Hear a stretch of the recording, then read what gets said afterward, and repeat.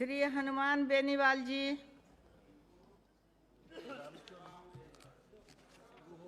अच्छा लगे मेरे कागज यार।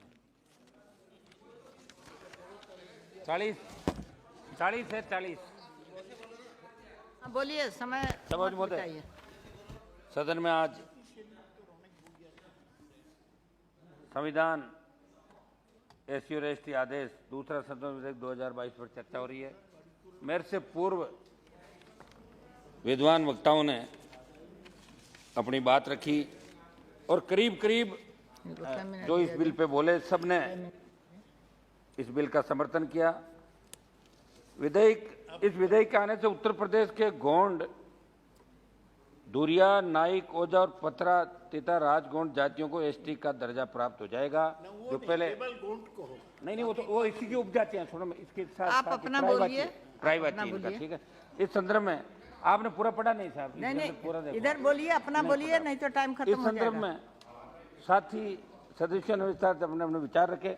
सब महोदय, आरक्षण को लेकर देश के अंदर मैं इस बिल में जो आप ये करें इसका तो समर्थन करता हूं, लेकिन आरक्षण को लेकर इस देश के अंदर बहुत से आंदोलन हुए। समय समय पे कई नौजवान पुलिस की गोलियों के शिकार हुए। चाहे हरियाणा का जाट आरक्षण आंदोलन देख लो आप, राजस्थान का गुर्जर आरक्षण आंदोलन, एक मिनट रुको साहब, पटेल आंदोलन गुजरात का, मराठा आंदोलन महाराष्ट्र का, लिंगायत कर्नाटक का और आंध्र में कापू जातियां इसके लिए लगातार संघर्ष करती रही।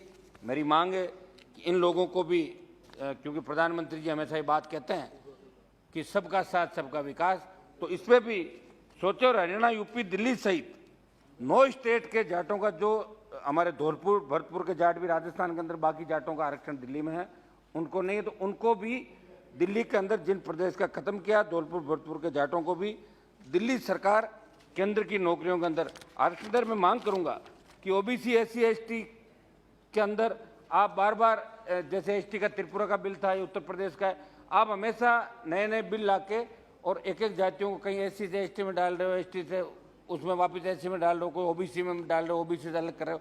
तो मेरा निवेदन है कि एक ऐसी कमेटी आप बनाएं जो एक ही साथ तमाम सर्वे करा के देश का कि किन किन जातियों को कहाँ कहाँ आपको रखना है।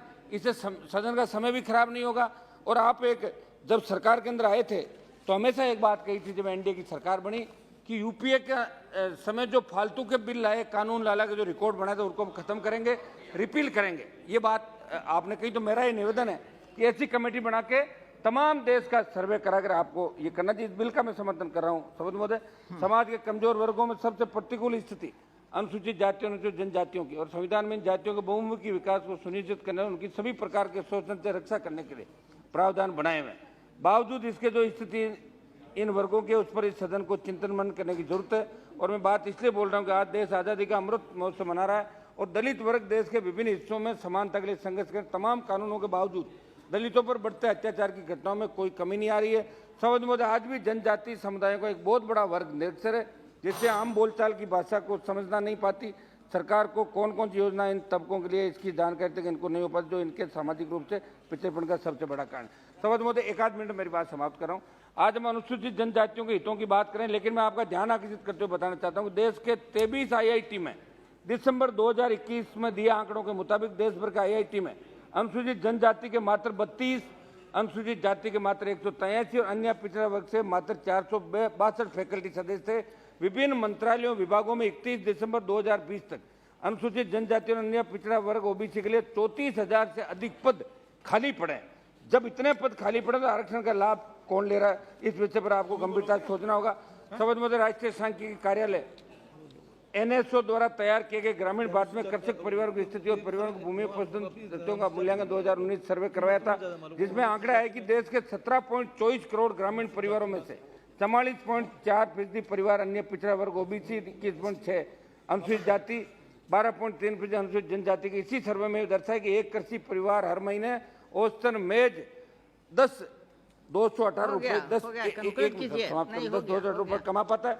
इसमें मैं ओबीसी कृषि परिवार कम 9.977 रुपये SC कृषि परिवार 8.142 और ST कृषि परिवार 8979 रुपये प्रति महीने कमा पाते हैं। इसी परिप्रेक्ष्य में बेहद जरूरी हो जाता है कि सुनिश्चित किया जाए कि सामाजिक न्याय में कौन से समुदाय पिछड़े हैं, जहाँ आरक्षण या नवनीत राणा जी। सभापति जी एक मिनट का टाइम दे सर, 1 मिनट में कुछ मेरे पॉइंट आउट रख देता हूँ, 1 मिनट साहब, है ना। तो अभी तक पिछड़े हैं जहाँ आरक्षण या अफर्मेटिव एक्शन का लाभ पहुंचाया जाए, लेकिन विडंबना है कि सरकार ने जाति जनगणना कराने से इनकार कर दिया। केंद्र ने सुप्रीम कोर्ट से कहा कि पिछड़े वर्गों की जाति आधारित जनगणना प्रशासनिक रूप से कठिन और दुष्कर, इसलिए मेरी मांग है कि विकास की दौड़ में पिछड़े समुदायों की जल्द से गिनती हो ताकि सामाजिक न्याय उन वर्गों तक पहुंच जाए। सभापति महोदय, मैं आपके माध्यम से सरकार से कहना चाहता हूँ कि बाबा साहब अम्बेडकर जी जो संविधान प्रदत्त हक और अधिकार इस देश में रहने वाले पिछड़े दलित तबके के लिए दिए, उसके बावजूद आजादी के दशकों बाद भी हमारे देश का दलित भेदभाव उत्पीड़न का शिकार हो रहा है। कहने को तो अनेक योजनाएं दलित समुदाय के लिए, लेकिन क्या उनका प्रभावी क्रियान्वयन क्यों नहीं हो रहा है? लास्ट में समाप्त करूं, बस लास्ट में एक सुझाव मैं रखता हूं। समझ मैं राजस्थान चाहता हूं, और राजस्थान के अंदर ये अधीर रंजन जी यहाँ बैठे हैं, अभी खड़े हो जाएंगे, मेरी बात सुने बिना ही। कांग्रेस की सरकार, 1 मिनट सुनिए साहब, सुने तो सही चेयरमैन साहब, बोलिए ना, आप बोलिए ना। समझ हाल ही में राजस्थान के अंदर धौलपुर जिले से 26 साल की दलित महिला के साथ दुष्कर्म का मामला सामने आया। गांव के 2 दबंगों ने देसी कट्टा दिखाकर उसके पति और बच्चों के सामने गैंगरेप की घटना को अंजाम दिया। राजस्थान के पाली जिले में एक दलित संविदा कर्मी की निर्मम हत्या कर दी गई। इससे पहले अलवर के थानागाजी में दलित महिला का गैंगरेप करके वीडियो वायरल किया गया। जो अलवर जिले में मूक बधिर बालिका के साथ जो घिनौना कृत्य हुआ वो पूरे देश के सामने आया, और ऐसे अनेक प्रकरण है जिससे राजस्थान को हर रोज शर्मसार होना पड़ रहा है। समझ मुझे आज भी देश के कई हिस्सों में दलित दूल्हों को, समझ 1 मिनट समाप्त हो गया, आज भी देश के कई हिस्सों में दलित दूल्हों को घोड़ी से उतारने के मामले सामने आते हैं। और ये बातें इसलिए बोल रहा हूँ क्योंकि बात करने से कुछ नहीं होगा, हमें दलितों के उत्थान के लिए संविधान